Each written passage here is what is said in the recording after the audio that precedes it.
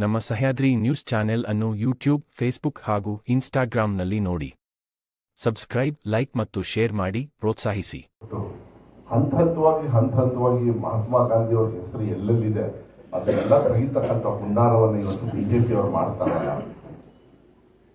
ಆಮೇಲೆ ಭಾಷಣ ಮಾಡ್ತಾರೆ. ಏನಂತ ಹೇಳಿದ್ರೆ, ಇಲ್ಲ ನಾವೆಲ್ಲ ಮಿಸ್ಗೈಡ್ ಮಾಡ್ತೀವಿ. ಏನು ಮಿಸ್ಗೈಡ್ ಮಾಡ್ತೀವಿ? ನಾನು ಅದಕ್ಕೆ ಫುಲ್ ಇದನ್ನ ವಾಟ್ಸಪ್ ಅಲ್ಲ ನಿಮಗೆ ಕಳಿಸ್ಕೊಡ್ತೀನಿ ದಯವಿಟ್ಟು. ಯಾಕೆಂದ್ರೆ ನಾನು ಸಿಕ್ಕಾಪಟ್ಟೆ ಎಳೆದು ಭಾಷಣ ಮಾಡ್ತಕ್ಕಂಥ ಪ್ರಶ್ನೆ ಕಂಪ್ಲೀಟ್ಲಿ ಇದರೊಳಗೆ A to Z ಯಾವ ರೀತಿ ಇದೆ, ಏನು ಹೆಂಗೆ ಅವರು ಹುನ್ನಾರದಲ್ಲಿ ಅದನ್ನ ಕ್ಲೋಸ್ ಮಾಡ್ತಾರೆ ಅಂತ ನೋಡಿ. ಈ ದೇಶದೊಳಗೆ ಸಾಹುಕಾರ ಸಾಲನ ಮನ್ನಾ ಮಾಡ್ತಾರೆ.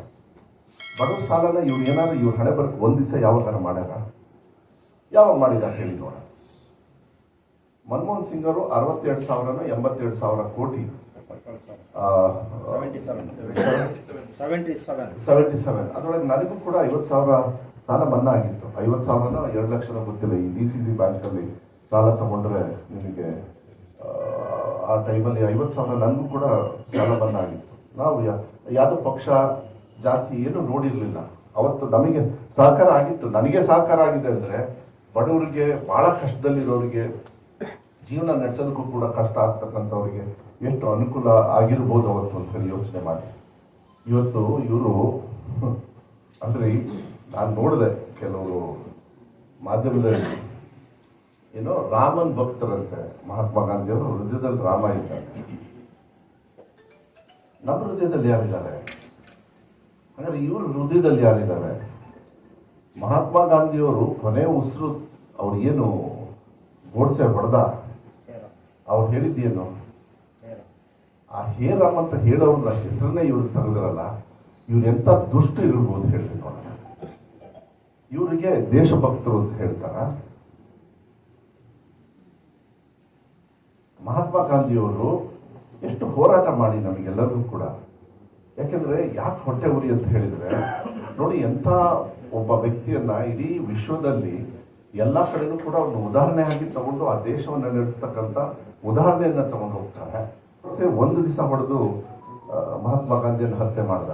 ನನಗನ್ಸುತ್ತೆ ಬಿಜೆಪಿಯವರು ದಿನಾ ಮಹಾತ್ಮ ಗಾಂಧಿಯವರನ್ನ ಹತ್ಯೆ ಮಾಡ್ತಾ ಇದ್ದಾರೆ ಬಡವರ ಹೆಸರಲ್ಲಿ ಅಂತ ಹೇಳಿದ್ರೆ ತಪ್ಪಾಗ್ಲಾರ್ದು. ದೇಶದ್ರೋಹಿಗಳು ಯಾರು ಅಂತ ಹೇಳಿದ್ರೆ ನಿಜವಾಗ್ಲೂ ಬಿಜೆಪಿಯವರು. ರಾಮನ್ ಭಕ್ತರು ಅಂತ ಹೇಳಿ ಬಾಯಲ್ಲಿ ಹೇಳ್ಕೊಂಡು, ಪೋಸ್ಟಲ್ಲಿ ಹಾಕೊಂಡು, ಬಾವುಟ ಹಿಡ್ಕೊಂಡು ಹೋಗ್ತಾರೆ. ನಾವು ಯಾರು ರಾಮನ್ ಭಕ್ತರು ಅಂತ ಹೇಳಿ ಬಾಯಲ್ಲಿ ಹೇಳ್ಕೊಂಡು ಹೋಗೋದಕ್ಕೆಲ್ಲ ಇದೆ. ಯಾಕಂದ್ರೆ ಹೃದಯದಲ್ಲಿ ನಾವು ಪರ್ಮನೆಂಟ್ ಆಗಿ ಶಾಶ್ವತವಾಗಿದ್ದಾರೆ. ಇಂದು ಹೋಗಿ ರಾಮನು ಇದ್ದಾನೆ, ಕೃಷ್ಣನು ಇದ್ದಾನೆ. ರಹೀಮ್ಗೂ ಹೆಂಗೆ ನಾವು ಗೌರವನ ಕೊಡ್ಬೇಕು ಅಂತ ಹೇಳಿ ರಾಮ ಹೇಳ್ಕೊಟ್ಟಾನೆ. ಜೀಸಸ್ಸಿಗೂ ಅಷ್ಟೇ. ಬೇರೆ ಜಾತಿ, ಅದೇ ನಾ ಹೇಳಿದ್ನಲ್ಲ, ಫಸ್ಟ್ ಹೇಳಿದ್ನಲ್ಲ, ನಮ್ಮ ಪ್ರಜಾಪ್ರಭುತ್ವದ ಪುನಾದಿ ಅಂಬೇಡ್ಕರ್ ಅವ್ರು ಕೊಟ್ಟಿರೋದು. ಎಲ್ಲರನ್ನೂ ಪ್ರೀತಿ ವಿಶ್ವಾಸದಿಂದ ಹೋಗ್ತಕ್ಕಂಥ ಕೆಲಸವನ್ನ ಮಾಡಬೇಕು ಅಂತ ಹೇಳಿ. ಅಲ್ರಿ, ಇವರು ಗೋಡ್ಸೆನ ದೇವ್ರ ಸ್ಥಾನದಲ್ಲಿ ಇಡಕ್ ಹೊಂಟವ್ರನ್ನ ನಾವೇನಾದ್ರು ಇದೇ ರೀತಿ ಬಿಟ್ರೆ ನಮ್ಮ ದೇಶ ಎಲ್ಲಿಗೆ ಹೋಗುತ್ತೆ ಅಂತ ಹೇಳಿ ನೋಡಿ. 150 ದಿವಸ ಕೊಡ್ಬೇಕು. ನಿಜ ಹೇಳ್ಬೇಕಂದ್ರೆ ಜಾಸ್ತಿ ಮಾಡಬೇಕಾಗಿತ್ತು. ಅದು ಹಂತವಾಗಿ ನನಗೆ ಹೇಳ್ತಾ ಇದ್ದೀನಿ. ನಮ್ಮ ದೇಶದೊಳಗೆ ಒಬ್ಬ ಬಡವನಿಗೆ ಕೆಲಸ ಇಲ್ಲ ಅಂತ ಹೊಟ್ಟೆಪಾಡಿಗೆ ಏನ್ ಮಾಡ್ತಾನೆ ಅಂತ ನೀವೇ ಯೋಚನೆ ಮಾಡಿ. ನಾನು ಅದು ನನ್ನ ಬಾಯಲ್ಲಿ ಹೇಳೋದಿಲ್ಲ. ಏನೇನು ಆಕ್ಟಿವಿಟೀಸ್ ಜಾಸ್ತಿ ಆಗ್ತಾವೆ ಹೇಳಿ ನೋಡೋಣ.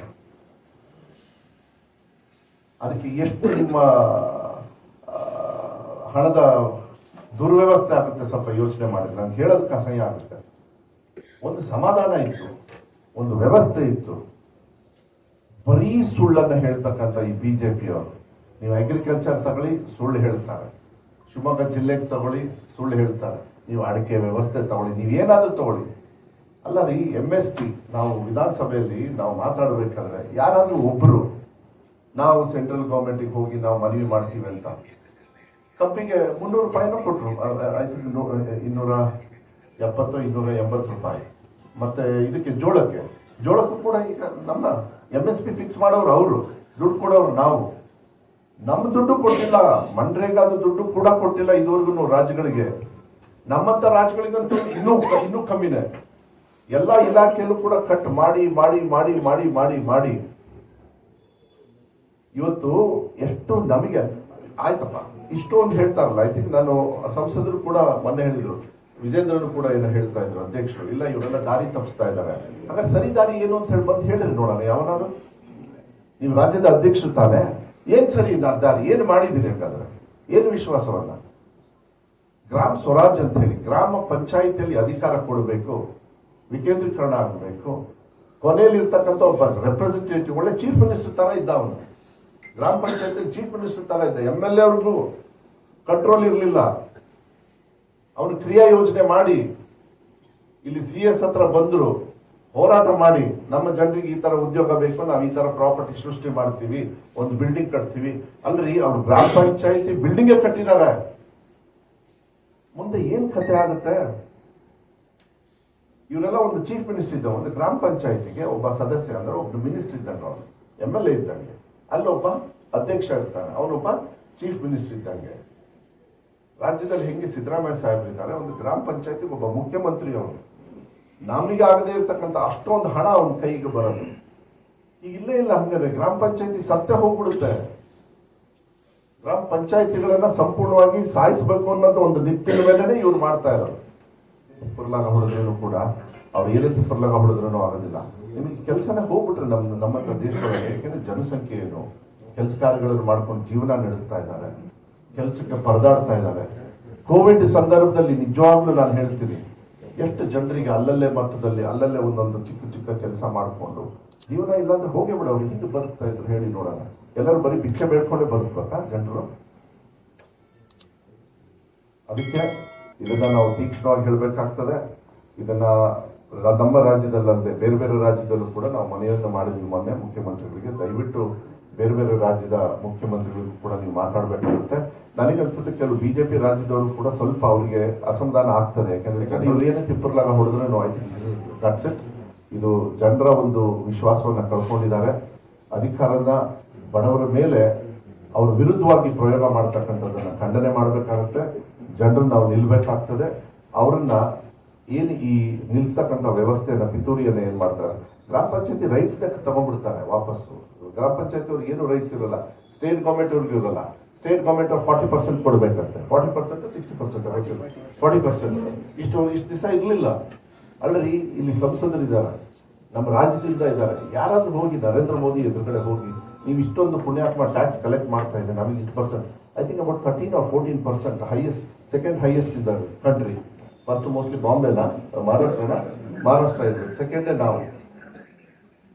ನಾವು ಇಷ್ಟೊಂದು ಟ್ಯಾಕ್ಸ್ ಕೊಟ್ಟು ಇನ್ನೂ ಕೂಡ ನಮ್ಮ ಬಡವರ ಮೇಲೆ ಹೊರೆ ಹಾಕ್ತೀವಿ ಅಂತ ಹೇಳಿದ್ರೆ ನಾವು ಎಲ್ಲಿ ಹೋಗ್ತೀವಿ ಅನ್ನೋದನ್ನ ನೋಡ್ಬೇಕಾಗುತ್ತೆ. ಬೈಲ್ಸೀಮೆಲ್ಲಂತೂ ನಾನು ಮೊನ್ನೆ ಇದ್ರೊಳಗೆ ಹೋದಾಗ ಜನರು ನಮಗೆ ಸಾಮಾನ್ಯವಾಗಿ ಕೇಳಿದ್ರು, ನಾನು ಸ್ಕೂಲ್ ವಿಸಿಟ್ ಮಾಡಿದಾಗ ಸಾಮಾನ್ಯ ಜನರು ಈಗ ಉದ್ಯೋಗ ಖಾತ್ರಿ ತೆಗಿತಾರಂತಲ್ಲ ಸರ್ ಅಂದ್ರೆ ಮಾತಾಡ್ಬಿಡ್ತಾರೆ. ಅವರೆಲ್ಲ ಪಾಪ ಅದರೊಳಗೆ ಜೀವನ ಮಾಡ್ತಾ ಇರೋದಲ್ಲಿ ಸಾಕಷ್ಟು ಜನರು. ಇಲ್ಲಿ ಅಂಧಭಕ್ತರು ಇವರು ಏನ್ ಮಾಡ್ತಾರೆ, ಇದನ್ನ ಖಂಡನೆ ಮಾಡ್ಬೇಕಾಗ್ತದೆ. ಮಹಾತ್ಮ ಗಾಂಧಿಯವರು ನಮಗೆ ಸಿಕ್ಕಿರ್ತಕ್ಕಂಥದ್ದು ಪುಣ್ಯ. ನಮ್ಗೆ ಯಾವತ್ತೂ ಕೂಡ ಭಾರತ ದೇಶ ಎಷ್ಟು ವರ್ಷ ಇರ್ತದೆ, ಯಾವಾಗವರೆಗೂ ಇರ್ತದೆ, ಸೂರ್ಯ ಚಂದ್ರ ಇರ್ತದೆ, ಅಲ್ಲಿವರೆಗೂ ಕೂಡ ಮಹಾತ್ಮ ಗಾಂಧಿಯವರ ತತ್ವ ಇದ್ದಾಗ ಮಾತ್ರ ಇಂಥ ಒಂದು ಬೃಹತ್ವಾಗಿರ್ತಕ್ಕಂಥ ಒಂದು ಎಲ್ಲಾ ಸಮಾಜ, ಜಾತಿ, ಧರ್ಮ, ಪಕ್ಷಗಳು, ಭಾಷೆಗಳು ಎಲ್ಲರೂ ಕೂಡ ಒಂದಾಗಿರ್ಬೇಕಂದ್ರೆ ಅದು ಇಲ್ಲಿ ಯಾವತ್ತೂ ಕೂಡ ಅದನ್ನು ಕಾಪಾಡ್ತಕ್ಕಂಥ ನಮ್ಮ ಒಬ್ಬೊಬ್ಬರು ಕೆಲಸ, ಕರ್ತವ್ಯ ಆಗುತ್ತೆ ಅಂತ ಹೇಳಿ ನಾವು ಅದನ್ನು ನೆನಪಿಟ್ಕೊಡ್ಬೇಕಂತ ಅದನ್ನು ಖಂಡನೆ ಮಾಡ್ತೀವಿ.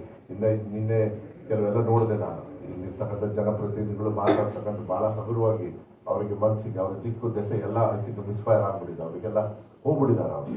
ಆದ್ರೆ ಇದು ಬಹಳ ದುರಂತದ ಕರಾಳದ ಒಂದು ಜನರಿಗೆ ವಿಶ್ವಾಸವನ್ನ ಕೊಡ್ತಕ್ಕಂಥ ಏನು ಇದು ಮನ್ರೇಗಾನ ತೆಗಿತಕ್ಕಂಥ ಒಂದು ಹುನ್ನಾರ ಏನ್ ಮಾಡಿದ್ದಾರೆ.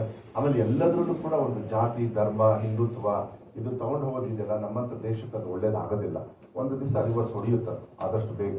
ಬಟ್ ಜನರಿಗೆ ಕಷ್ಟದಲ್ಲಿ ಆಗ್ಬಾರ್ದು. ಯಾವಾಗಲೂ ಕೂಡ ಏನೇ ಹೋರಾಟ ಇದ್ರೂ ಕೂಡ ನಮ್ಮ ಹತ್ರ ಅಧಿಕಾರ ಇದ್ದಾಗ, ನಮ್ಮ ದೇಶ ಸ್ವತಂತ್ರವಾಗಿ ನಾವು ಇರ್ಬೇಕಾದ್ರೆ ಇದನ್ನ ನಾವು ಕಷ್ಟದ ರೀತಿಯಲ್ಲಿ ಮತ್ತೆ ನಮ್ಮ ಜನರನ್ನ ತಳ್ತಕ್ಕಂಥದಕ್ಕೆ ನಾವೆಲ್ಲರೂ ಸೇರಿ ಹೋರಾಟ ಮಾಡ್ಬೇಕಾಗ್ತದೆ. ಅದನ್ನ ನಮ್ಮ ಪಕ್ಷ ಯಾವತ್ತೂ ಕೂಡ ಹೋರಾಟ ಮಾಡ್ತದೆ. ಬಿಟ್ಬಿಡಿ, ಇಟ್ಸ್ ಸೆಕೆಂಡ್ರಿ. ನಮಗೆ ಒಂದ್ ನಿಮಿಷ, ಈಗ ಈ ದೇಶದ ಪ್ರಧಾನ ಮಂತ್ರಿ ಮೋದಿ ಅವರು ಅಲ್ಲ ಅಂತ ನಾನೇನಾದ್ರು ಹೇಳಕ್ಕಾಗತ್ತ? 60,000 ಕೋಟಿ ಹೊಸ ಸ್ಕೀಮ್ ಮಾಡಿದವ್ರಲ್ಲ, ನರೇಗಾನ ಲಾಂಚ್ ಮಾಡಿದವ್ರಲ್ಲ, 60,000 ಕೋಟಿ ರೂಪಾಯಿ ಡಿಫಿಷಿಯೇಟ್ ಆಗ್ತಾ ಇದೆ. ಮಾನವ ದಿನಗಳು 50% ಕಮ್ಮಿ ಆಗಿದೆ. ನೀವು ಅದನ್ನೇ ಫೋಕಸ್ ಮಾಡಬೇಕು. ಹೌದು, ಅದನ್ನೇ ಮಾಡ್ತಾ ಇದ್ದಾರೆ. ಬಿಜೆಪಿಗೆ ಒಂದು ಪೊಲಿಟಿಕಲ್ ಅಜೆಂಡಾ ಕೊಡ್ತಿದ್ದೀರಾ. ನಾವು ಪೊಲಿಟಿಕಲ್ ಅಜೆಂಡಾ ಅಲ್ಲ, ಹೆಸರು ಯಾಕೆ ನೀವು ಸುಮ್ಮನೆ ಹೆಸರು ತಿಳ್ಕೊಂಡು ಮಾತಾಡಬೇಡಿ. ಸರ್, ನಾ ಹೆಸರಲ್ಲೇ ಹೇಳ್ತೀನಿ. ಕೆಲಸ ಹೋಗ್ತಾ ಇದೆ. ನಾನು ಇಷ್ಟೊತ್ತು ಭಾಷಣ ಮಾಡಿದ್ದೇನು? ಸರ್, ಡಾಟಾ ಕೆಲಸ ಹೋಗ್ತಾ ಇದೆ, ಬಡವರಿಂದ ಕೆಲಸ ತೆಗಿತಾ ಇದಾರೆ ಅಂತಾನೆ ನಾನು ಇಷ್ಟೊತ್ತು ಡಾಟಾ ಮಾತಾಡಿದ್ದು. ಸೇರ್ಬೇಕಲ್ಲ ಸರ್, 60,000 ಕೋಟಿ ಡಿಫಿಸಿಟ್ ಆಗ್ಬಿಟ್ಟಿದೆ ನಮ್ಮ ಅದನ್ನ ಫುಲ್ ಡೇಟಾ ನಾನು ಎಳೆಯಕ್ ಹೋಗಲ್ಲ, ನಿಮಗೆ ಕೊಡ್ತಾ ಇದೀನಿ ಅಂತ ಇದಿಲ್ಲ. ಹೌದು. ಅಲ್ಲೇ ಒಂದು ನಿಮಿಷ, ಇಷ್ಟು ದಿವಸ ರಾಜ್ಯ ಸರ್ಕಾರಕ್ಕೆ ಹೊರೆ ಇರಲಿಲ್ಲ, ಹೌದಾ? ಈಗ 40%, 60% ಅನ್ಕೊಂಡಿದ್ದೆ ನಾನು. 40% that was very well told by P. Chidambaram, your own leader. But you people are not ready to accept it. No. Then 40% ಸರ್ಕಾರ ಕೇಂದ್ರ ರಾಜ್ಯ ಸರ್ಕಾರದ ಮೇಲೆ. This was recorded by the people of press. ಅಲ್ಲಲ್ಲ, ಪತ್ರಕರ್ತರು ನಾನು ಹೇಳ್ತಾ ಇಲ್ಲ, 40% ಹೊರೆ ಆಗುತ್ತೆ ನಮಗೆ. 60%, 60-40% ಅಂತ ರೆಕಾರ್ಡ್ ಮಾಡಿರೋದು ಪತ್ರಕರ್ತರೆ. ಪಿ. ಚಿದಂಬರಂ ಸ್ಟೇಟ್ಮೆಂಟ್ ನ ಈಗ ನೀವು ಅದನ್ನ ಅವಾಗ ಕ್ರಿಟಿಸೈಸ್ ಮಾಡಿದ್ರೆ ಈಗ ಅದ್ರ ಬಗ್ಗೆ ಮಾತಾಡ್ತೀರಿ. ಈಗ ಹಾಗಾದ್ರೆ 40% ನಾವು ಎಕ್ಸೆಪ್ಟ್ ಮಾಡ್ಬಿಟ್ಟು ಮತ್ತೆ ಹೊರೆ ತಗೋಬೇಕು ಅಂತನಾ? ಈಗ ನಾವು ಟ್ಯಾಕ್ಸ್ ಕೊಡೋದಲ್ದೆ. Things are change. You should understand. ನೀವು ಇದನ್ನ 40% ಮಾಡ್ತೀರಿ, ಟ್ಯಾಕ್ಸ್ ನಾವು ಕೊಟ್ಟಿರೋದಕ್ಕೆ ಏನಾದ್ರು ಅದ್ರ ಬಗ್ಗೆ ಚರ್ಚೆ ಮಾಡ್ತಾರೆ, ಅದು ಸೇರಿಸ್ಬೇಕು. ನಾವು ಟ್ಯಾಕ್ಸ್ ಕೊಟ್ಟಿದ್ದು ಕೋಟ್ಯಾಂತರ ರೂಪಾಯಿ. ನಿನ್ನೆ ಅಲ್ಲ ಮೊನ್ನೆ ನ್ಯಾಷನಲ್ ಹೆರಾಲ್ಡ್ ಕೇಸ್ ಕೊಟ್ರಲ್ಲ, ಅದು ಒಂದ್ ಪತ್ರಿಕೆ ಬರಲ್ಲ ಕರ್ನಾಟಕಕ್ಕೆ. ನ್ಯಾಷನಲ್ ಹೆರಾಲ್ಡ್ ವಾಪಸ್ ಕೊಟ್ರಲ್ಲ. ಒಂದ್ ನಿಮಿಷ, ನಿಮಗೆ ಕಾಣಿಸ್ಲಿಲ್ವಾ ಕೋರ್ಟ್ ನ್ಯಾಷನಲ್ ಹೆರಾಲ್ಡ್ ಬಗ್ಗೆ ಅವ್ರಿಗೆ ಏನ್ ಕೊಟ್ಟರು ಅಂತ? ನಾನು ಹೇಳ್ತಿಲ್ಲ. ಅಲ್ಲ, ನೀವು ಸೇಮ್ ಥಿಂಗ್. ಕೋರ್ಟ್ ಏನಂದಿದೆ ಅವ್ರು ತಪ್ಪಿಸ್ತಾರೆ ಅಂತ ಹೇಳಿದ್ಯಾ? ನೀವು ನಾನು ಹೇಳಿದ್ನಲ್ಲ, ನಿಮ್ಗೆ ಏನಂದ್ರೆ ಬೇರೆ ಬೇರೆ ಮಂಡ್ರೆಗೆ ಅಂತ ಮಾತಾಡ್ಕೊಂಡು ಮುಗಿಸಿ, ನಾನು ಅದಕ್ಕೆ ಬಂದು ಮಾತಾಡ್ತಾ ಇರೋದು. ನಾವು ಜನರಿಗೆ, ಬಡವರಿಗೆ ಉದ್ಯೋಗವನ್ನ ಕೊಡ್ತಕ್ಕಂಥದ್ದು ಕಿತ್ತು ಬಿಸಾಕ್ತಾ ಇದ್ದಾರೆ ಇವರು. ಬಡವ್ರನ್ನ ಮತ್ತೆ ಬಡವ್ರು ಮಾಡ್ತಾರೆ ಅಂತ ಹೇಳಕ್ ಬಂದ್ರೆ ನೀವು ಬಂದ್ಬಿಟ್ಟು ನ್ಯಾಷನಲ್ ಹೆರಾಲ್ಡ್ ಬಗ್ಗೆ ಮಾತಾಡ್ತೀರಿ ಅಂತ ಹೇಳಿದ್ರೆ, when court has given clean sheet, when court has given clean sheet ಅಂದಾಗ ನೀವು who are you to ask? Court has told me. ನಾನು ನೀವು ಅದನ್ನ ನಾನು ಅದು ಎಕ್ಸೆಪ್ಟ್ ಮಾಡೋದಿಲ್ಲ.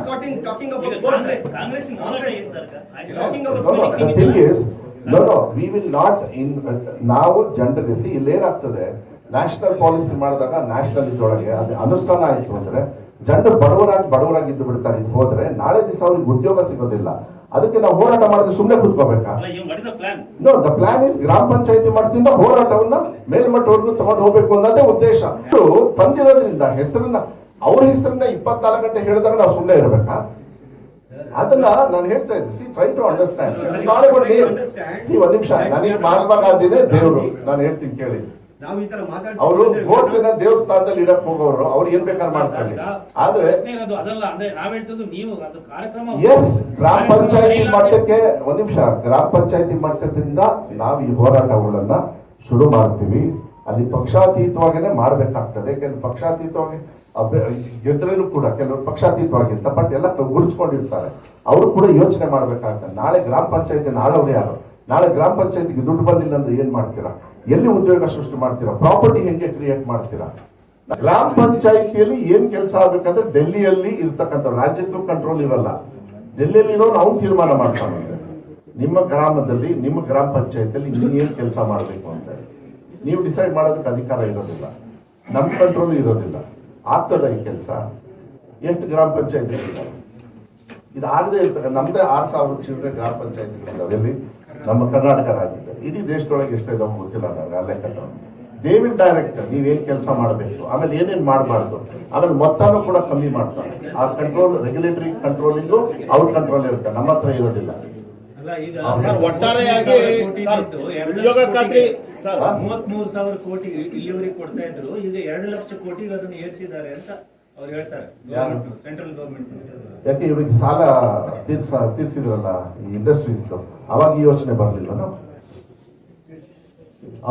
ಬರ್ಲಿಲ್ವ? ಅಲ್ಲಿಗೆ ಯಾರೋ ಒಬ್ಬರ ಇಬ್ಬರು 4 ಜನರು 10 ಜನರಿಗೆ ನೀವು ಸಹಾಯ ಮಾಡ್ತಾ ಇದ್ದೀರಿ. ಇಲ್ಲಿ ದೇಶದಲ್ಲಿ ಇರ್ತಕ್ಕಂಥ ಜನರಿಗೆ ವಿಶ್ವಾಸದ ಮೇಲೆ ಕೆಲಸ ಮಾಡಿಸಿ ನೀವು ಒಂದು ಪ್ರಾಪರ್ಟಿ ಡೆವಲಪ್ ಮಾಡ್ತೀರಿ. ಇದಕ್ಕೆ ಬೇಕು ತಾನೆ. ಈಗ ಅದು ಮತ್ತೆ ಚರ್ಚೆ ಮಾಡ್ಬೇಕು.